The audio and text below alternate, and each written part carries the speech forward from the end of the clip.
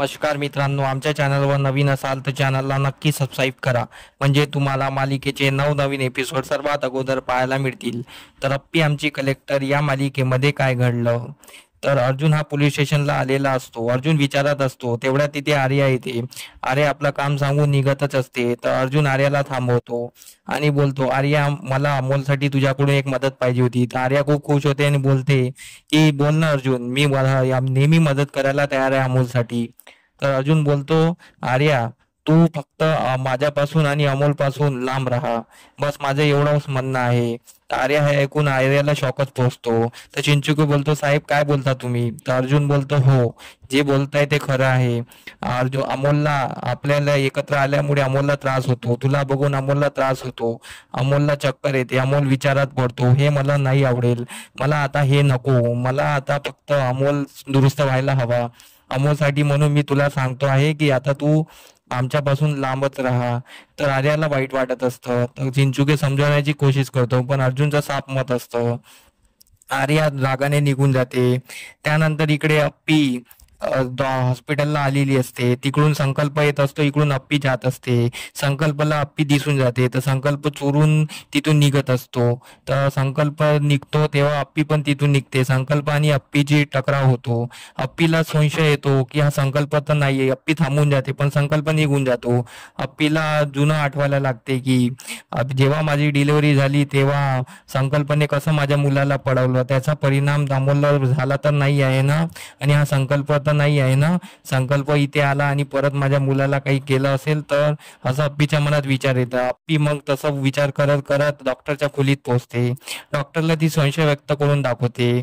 माझ्या मुलाला जेव्हा मी लहान होते तेव्हा जे जे घडलं ते अप्पी त्यांना सांगते. तर डॉक्टर बोलतो, असं काही नसतो, त्यांना फक्त विचार करण्यामुळे, टेन्शन आल्यामुळे त्यांना चक्कर येते आहे, असं मला काही वाटत नाही. अप्पीचा संशय थांबून जातो, पण तरी अप्पे विचार करत असते.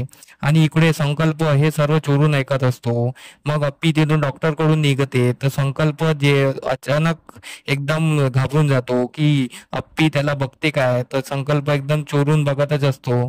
तर अप्पी तिथून निघून जाते. संकल्पच्या मनात धीर येतो की बा, अप्पीने मला बघितलं नाही, बघितलं असतं तर तिने मला परत वेड्याच्या हॉस्पिटलमध्ये टाकलं असतं, माझं काय झालं असतं. मी अमोलला जर परत चक्कर आली तर अमोलचं जे काही सत्य आहे ते सर्वांना कळून जाईल. तर अमोलला परत चक्कर नाही आली पाहिजे, मी याची काळजी घेईल. आणि अप्पीला माझ्यावर संशय नाही आला पाहिजे ना, तर ती मला वेड्याच्या हॉस्पिटलला टाकेल. असं म्हणून संकल्पला संशय येतो. तर संकल्प पुढचा प्लॅन करत असतो. इकडे सर्व घरी असतात, अमोलचे मित्र आलेले असतात, अमोल मित्रांसोबत खेळत असतो. तर रुपाली बोलते, अमोल बाळा जेवण करून घे आणि तुझ्या गोळ्या घ्यायच्या आहे ना. तर अमोल बोलतो, हो मोठी माँ. अमोल गोळ्या घेतो आणि त्याचे मित्र म्हणतात, तुझी मोठी माँ तुझी किती काळजी घेते, तुझी माँ जॉबला जाते पण तुझी मोठी माँ नेहमी घरी असते, ती तुझी किती काळजी घेते. सर्व मित्र बोलत असतात. हे सर्व कदम बापू ऐकत असतात.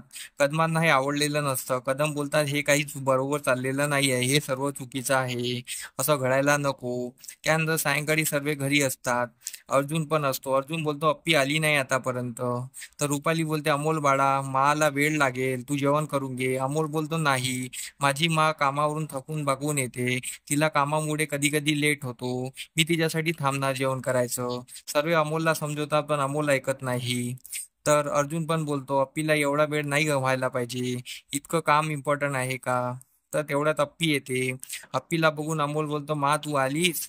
आणि अमोल तिला जाऊन मिठी मारतो. तर अमोलला दुखतं. तर अमोल बोलतो, मला मगाशी खेळताना लागलं. अप्पी ते दुखणं बघते. अप्पी बोलते, बाळा क्रीम वगैरे गोळी वगैरे लावली का तिथे. तर अमोल बोलतो, हो मा. तर क्रीम लावून घेशील तिथे.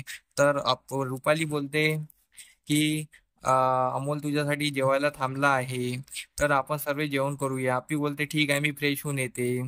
अमोलचं अप्पीसाठी प्रेम बघून रुपालीचा जळफळाट होतो की अमोल अप्पीसाठी किती हे आहे, अमोल अप्पीला किती प्रेम करतो हे बघून रुपालीचा जळफळाट होत असतो. रुपाली बोलते, आता अमोलची माँ पण मीच आणि तिचे त्याचं सर्वस्व मीच, आणि हे मी अमोलच्या तोंडूनच ऐकून देईन सर्वांना. अप्पी आणि हे कदमांना पण आवडलेलं नसतं की रुपाली अमोलसाठी करते म्हणून. अर्जुनला पण बरोबर नाही वाटत. मग रात्री सायंकाळी सर्व रूम मध्ये येतात. अर्जुन आणि अप्पी रूम मध्ये येतात. अर्जुन अप्पीला टाऊन मारतो. काय मॅडम, आज पण लेट झालं तुम्हाला? की अमोलची काळजी वगैरे आहे की नाही तुम्हाला? तर अप्पी बोलते, असं तुला मला हे सांगायचं होतं की अमोलची काळजी नाही म्हणून तू माझ्यासोबत बोलला. तर अप्पी अर्जुन मध्ये परत वाद होतात. तर अर्जुन बोलतो, मला वाटत नाही उत्तराखंडला तू अमोलची चांगली काळजी घेतली असेल, त्याला मन मारून जगावं लागलं असेल. तर अप्पी बोलते, ते मला सांगू नको, मला कोणाला सांगायची गरज पडत नाही. अमोलवर जे संस्कार केले आहे, अमोल जितका वाढवला आहे ती मी एकट्याने वाढवलेला आहे. तू तू कुठे होता तेव्हा? तुला काळजी नव्हती का अमोल जेव्हा होता? तर अर्जुन म्हणतो की माझी चूक मी एक्सेप्ट करतो नेहमी, पण तू तुझी चूक एक्सेप्ट करत नाही. अप्पी बोलते, मला माझी चूक दाखवू नको, मी अमोलला जसं वाढवलं आहे ते कोणीच वाढवू शकत नाही. अप्पी अर्जुनचे त्यावर भांडण होते. आणि अप्पी बोलते की ज्याने करता नाही आहे त्यांनी सांगू नये, ज्याला करता येते त्यांनीच सांगावं. असं अप्पी टाऊन मारत असते. आणि इकडे अर्जुन पण हे असतो उदास. त्यानंतर इकडे चिंचुके आणि आर्या बोलत असतात. चिंचुके आर्याचं मन भरणी करत असतो. चिंचुके बोलतो, साहेबांनी तुम्हाला वेगळं दूर राहायला सांगितलं आहे, तसं करा. कारण की साहेबांना पण विचार असतो. साहेबांचं आणि अप्पी मॅडमचं भांडण झालेलं आहे.